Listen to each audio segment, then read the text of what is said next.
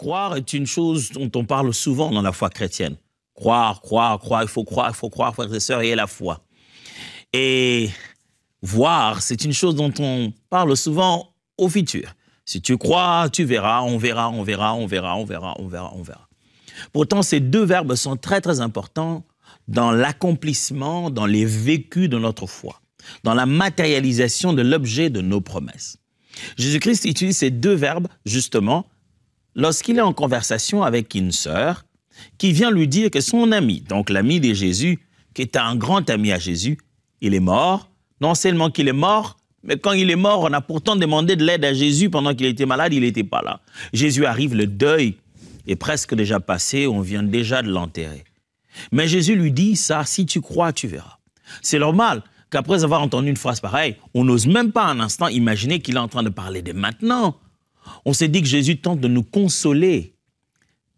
Si tu crois, tu verras l'impossible, n'est pas une parole à dormir debout. Ce n'est pas une façon de vous faire miroiter une chose qui n'existe pas. Si tu crois, tu verras. Croire et voir amène l'impossible en possible, et ce n'est pas une belle parole d'espoir. C'est une activation de l'invisible dans les visibles. Lisons donc le texte dans Jean, chapitre 11, versets 38 à 44. Jean, chapitre 11, versets 38 à 44. Jésus, frémissant de nouveau en lui-même, s'est rendu au sépulcre. C'était une grotte, et une pierre était placée devant. Jésus dit, « ôtez la pierre. » Marthe, la sœur du mort, lui dit, « Seigneur, il sent déjà, car il y a 4 jours qu'il est là. » Jésus lui dit, « N'ai-je pas dit que, si tu crois, tu verras la gloire de Dieu? » Ils ôtèrent donc la pierre, et Jésus leva les yeux en haut et dit, « Père, je te rends grâce de ce que tu m'as exaucé. Pour moi, je savais que tu m'exauces toujours, mais j'ai parlé à cause de la foule qui m'entoure, afin qu'ils croient que c'est toi qui m'as envoyé. » Et en dit cela, il cria d'une voix forte, « Lazare, sors !» Et le mort sortit, les pieds et les mains liés des bandes, et les visages enveloppés d'un linge. Jésus leur dit, « Déliez-le et laissez-le aller. » Franchement, cet épisode, c'est un moment très fort. La force de cet épisode, c'est d'abord que Jésus est en train de rendre un miracle à quelqu'un d'être très proche de lui, quelqu'un qui lui était cher. Dans la plupart des miracles de Jésus, il est question souvent des inconnus ou des personnes qu'il connaît par personne interposée, disons la belle-mère des Pierres qui était malade, ainsi de suite. Mais là, on a affaire à quelqu'un qui est émotionnellement attaché à Christ. C'est son ami. On raconte que c'est quelqu'un avec qui, il passait du temps. Quand il venait, il passait de temps à rester avec lui. Comme quoi, Jésus se faisait des amis aussi. Et il est mort. Et c'est pas que Jésus vient de l'apprendre maintenant. On l'avait dépêché la nouvelle à Jésus en lui disant, il est malade. Mais Jésus, on dirait qu'il a pris du temps. Le moment où il demande à ses disciples de s'élever, de partir avec eux, il leur dit, maintenant Lazare dort. Il dit, mais s'il dort, il va se réveiller. Il dit, non, il ne dort pas, il est mort, à cause de votre incrédulité, afin que vous puissiez croire. Jésus, comme quoi, savait un peu le programme dans lequel il se trouvait. Il arrive, avant d'entrer, de loin, Marthe, la sœur de Marie et de Lazare, ce qui porte à croire que Marthe était peut-être l'aînée, qui vient, elle vient en pleurant en disant, Jésus, mais voilà, si tu étais là, mon frère ne serait pas mort. Jésus lui dit, écoute, si tu crois, tu verras la gloire de Dieu. Crois seulement et tu verras. Il dit, ton frère ressuscitera. Il lui dit, oui, je sais. Il ressuscitera au dernier jour. Je connais le projet, je connais le plan final. Pas aujourd'hui. Moi, j'aurais bien voulu qu'on fasse quelque chose aujourd'hui, mais c'est dont tu me parles là, c'est pour demain, je sais. Souvent, lorsqu'on parle de la foi et de la manifestation de l'objet de notre foi, nous, chrétiens, nous avons tendance à croire que plus long est les temps, plus probable la foi va fonctionner. Dois-je répéter ça? Oui, je répète.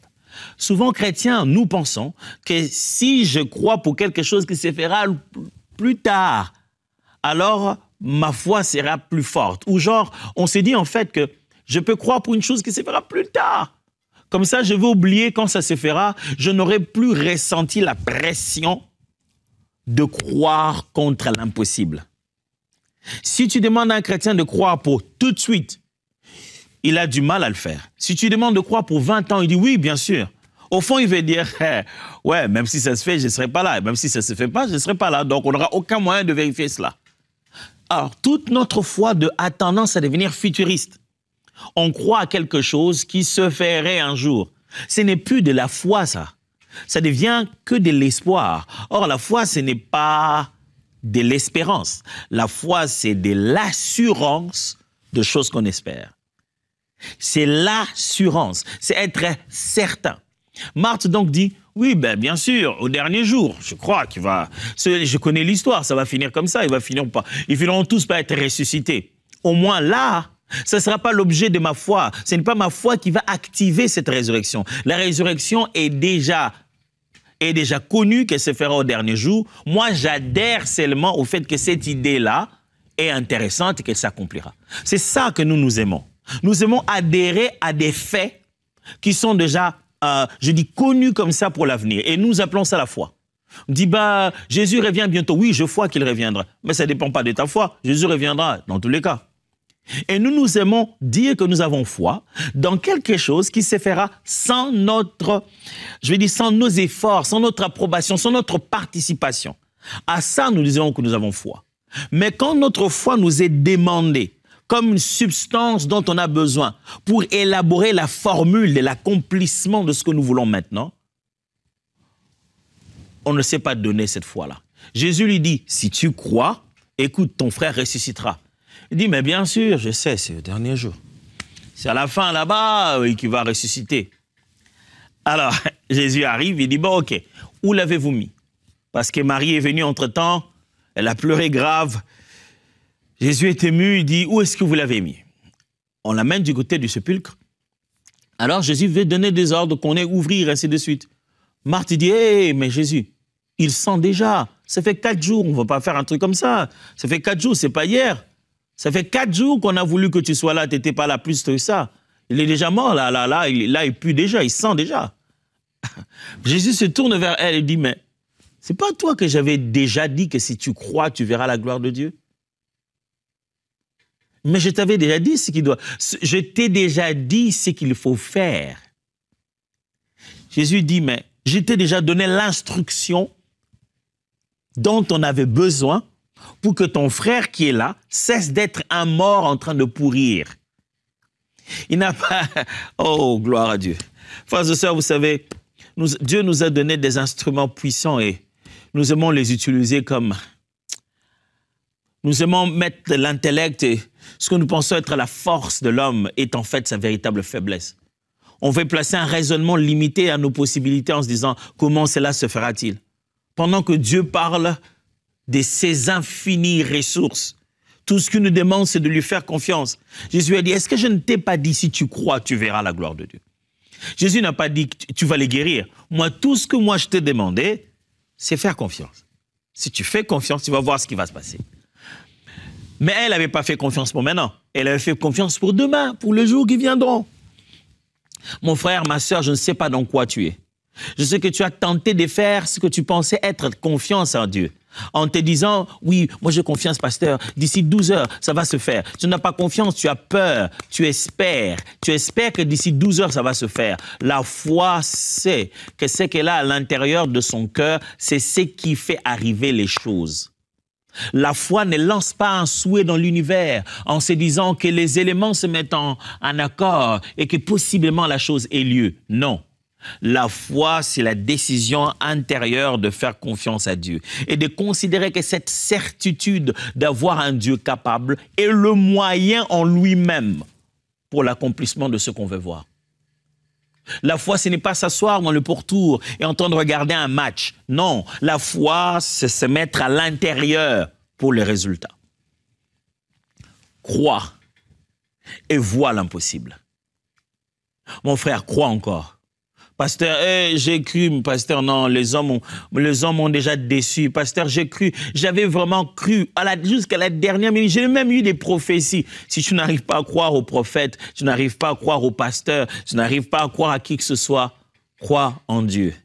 Crois en Dieu, mon frère, parce que la terre sur laquelle tu marches vient de l'invisible. Hein? Ce n'est pas dans le laboratoire, c'est une parole qui a été prononcée, parole, la même comme celle que tu as. Elle a été prononcée, elle a fait cette terre que tu peux toucher. Si tu ne crois pas aux hommes, si tu ne crois pas aux livres, crois au Créateur, parce que l'être humain que tu es, c'est le fruit de la parole.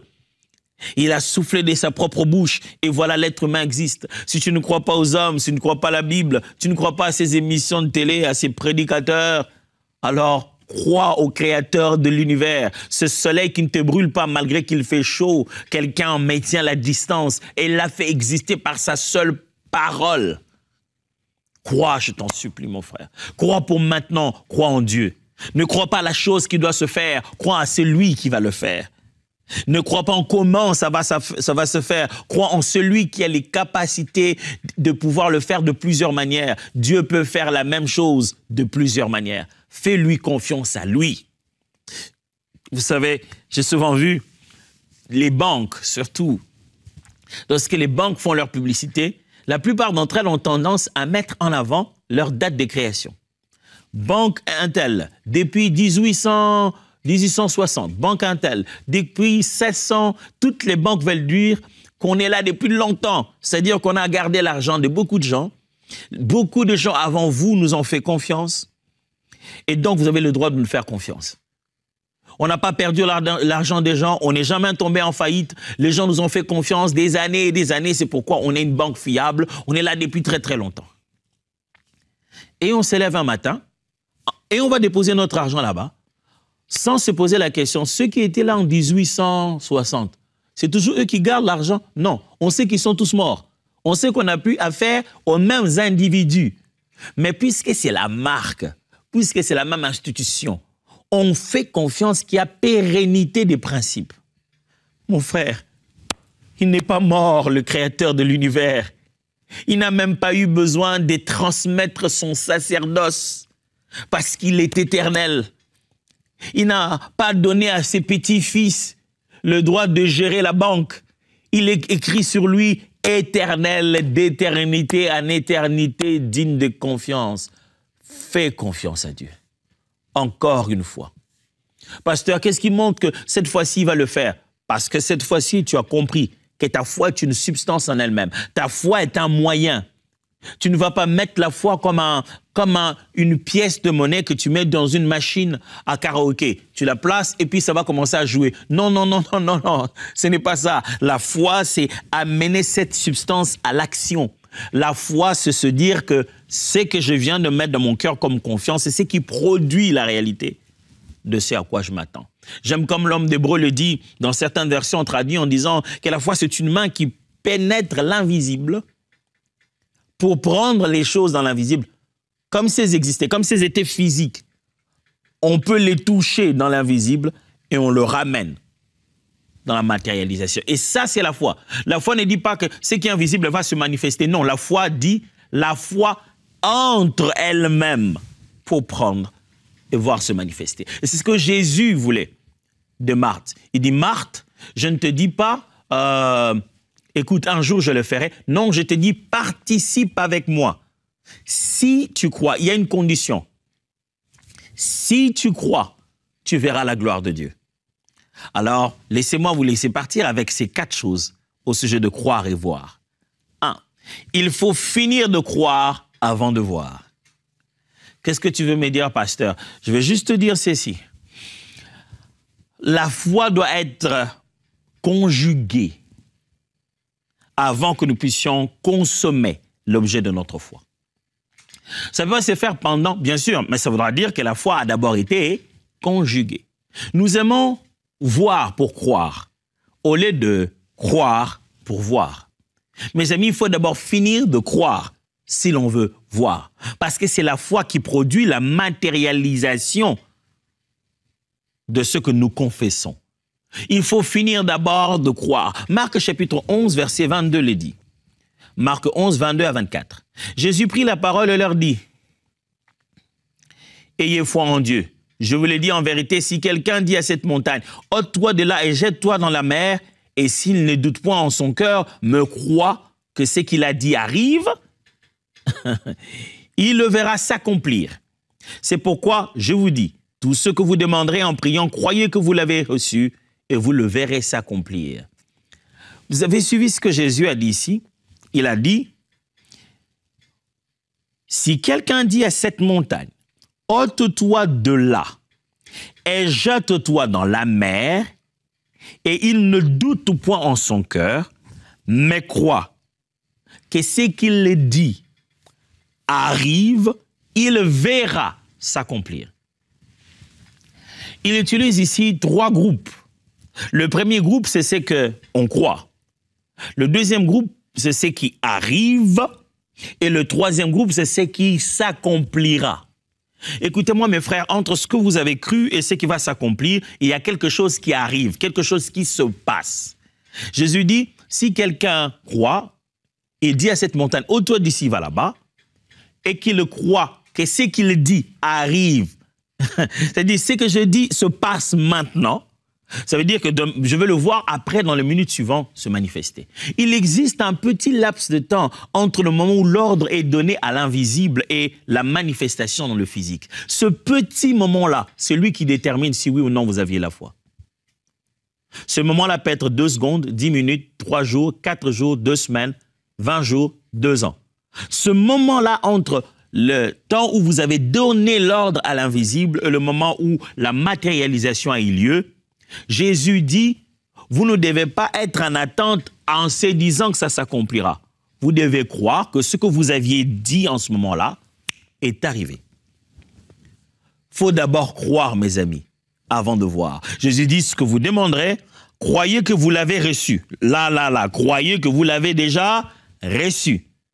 Et vous le verrez se manifester. Croyez que vous l'avez reçu. Mon frère, ce n'est pas parce que les années ont changé que Dieu a changé sa promesse. Ce n'est pas parce que tu peux aller de janvier à décembre d'une année où un mois s'est épuisé, c'est le mois où toi tu attendais que Dieu ne sait plus rien faire parce que le mois est passé. Oh non, non, non.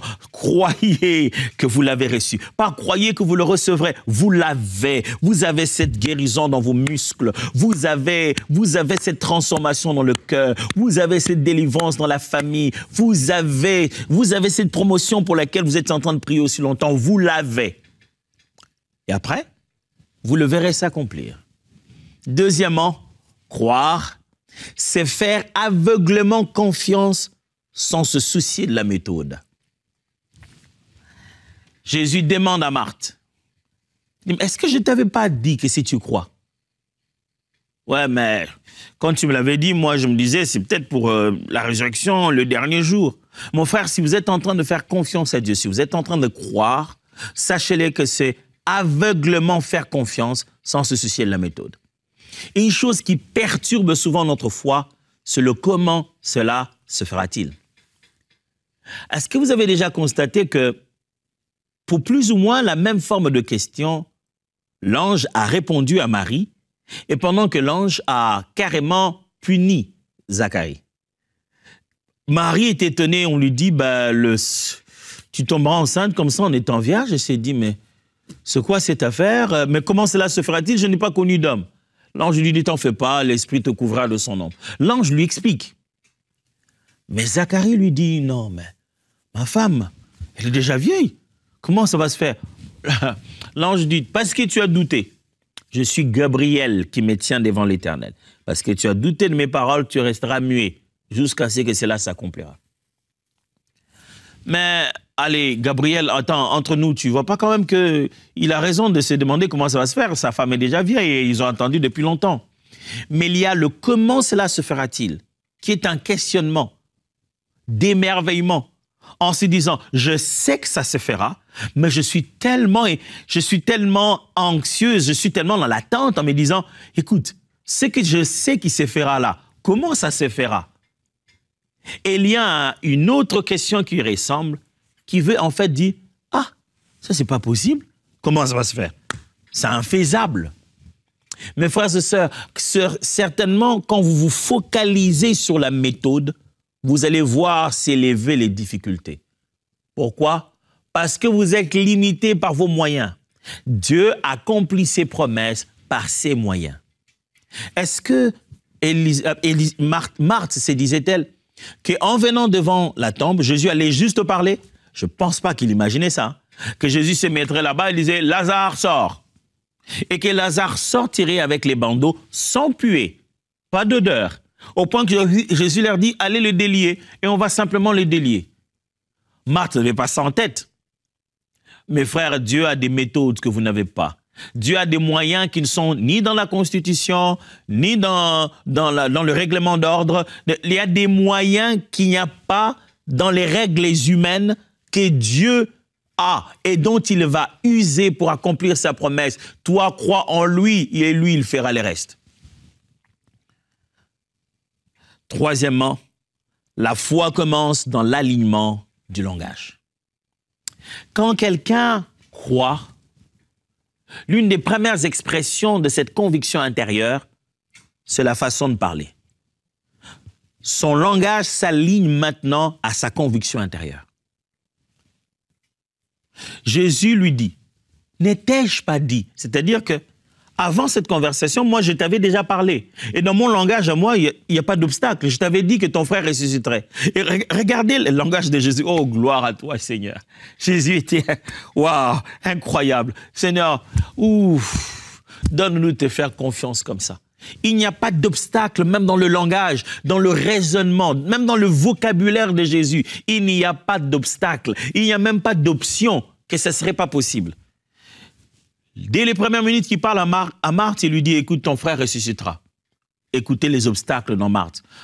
Oui, je sais qu'il ressusciterait au troisième jour, au dernier jour plutôt. Jésus lui dit, si tu crois, ton frère ressuscitera. Après, la suite, il dit, où l'avez-vous placé? Il arrive, il dit, roulez la pierre. Il n'a pas d'obstacle, le monsieur. À aucun moment, il change de langage. J'avais dit qu'il ressuscitera. Donc, la suite, qu'est-ce que je dis quand je vois la pierre? Roulez la pierre. Le langage. Jésus est resté consistant, je veux dire constant dans son langage.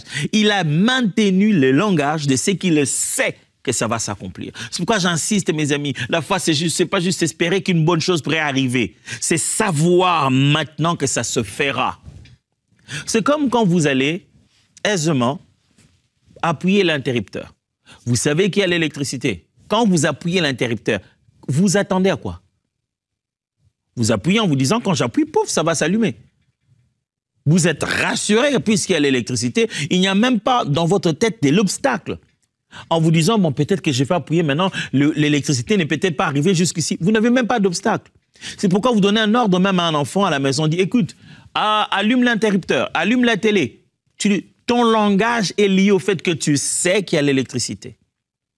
Plus encore, les médecins nous voient ou bien qu'on va à la pharmacie, nous-mêmes on dit « j'ai un mal de tête, est-ce que je peux avoir des analgésiques ?»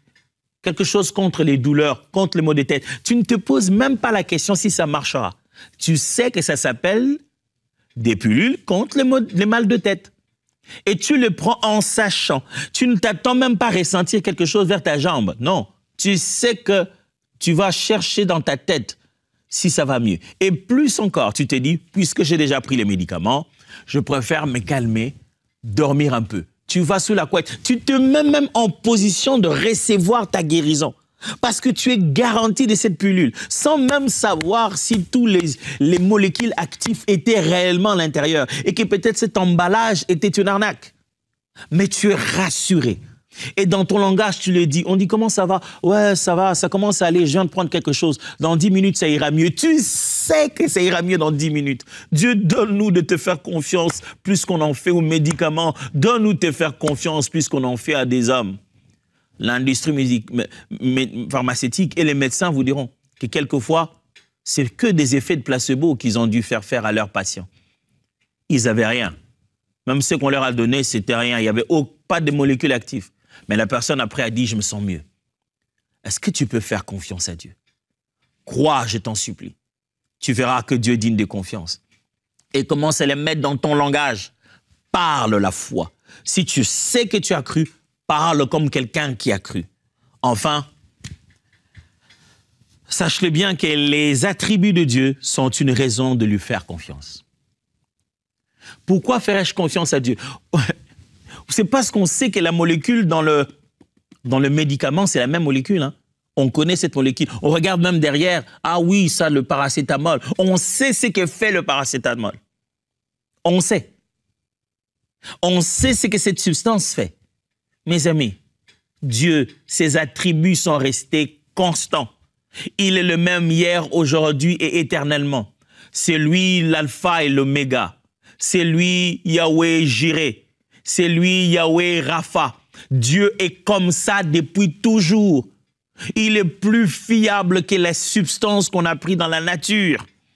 Il est plus fiable, je vous assure, qu'un médicament qui peut commencer à subir de la résistance à force de l'utiliser. Dieu est puissant et digne de confiance. Les attributs de Dieu sont une raison suffisante de lui faire confiance. Écoutez 2 Timothée chapitre 1, verset 12. C'est aussi la raison de mes souffrances présentes, de cette nouvelle épreuve, qu'est mon emprisonnement. Mais je n'en ai point honte et je ne regrette pas, car je sais, alléluia, je sais en qui j'ai mis ma confiance et j'ai la ferme conviction qu'il est assez puissant pour préserver jusqu'au grand jour tout ce qu'il m'a confié et pour me garder fidèle dans la mission dont il m'a chargé. Je sais en qui j'ai cru. Je sais en qui j'ai mis ma conviction. Je sais qu'il est assez puissant pour préserver. Paul dit, je connais les attributs de Dieu. Il est suffisamment qualifié pour accomplir ce qu'il a dit. Si tu crois, tu verras. Vous vous souvenez de ce refrain? Si tu crois, tu verras, tu verras, tu verras. Si tu crois, tu verras. Ton miracle est là, Père. Ce n'est pas juste pour nous faire plaisir que tu envoies ces paroles. Ce n'est pas pour nous dormir debout des espoirs inutiles. La foi paye. Et voici ma prière. Mes frères et sœurs qui m'entendent maintenant et qui ont confiance, honore leur foi. Je déclare un miracle dans ta vie au nom de Jésus. L'aboutissement d'un processus, la réponse tant attendue, des nouvelles incroyables, des délivrances instantanées au nom de Jésus. Ta foi paye. Si tu as fait confiance au Dieu de la Bible, tu sauras alors qu'il est vivant. Au nom précieux de Jésus. Amen. Voyons-nous encore demain pour être encouragés. Dieu vous bénisse.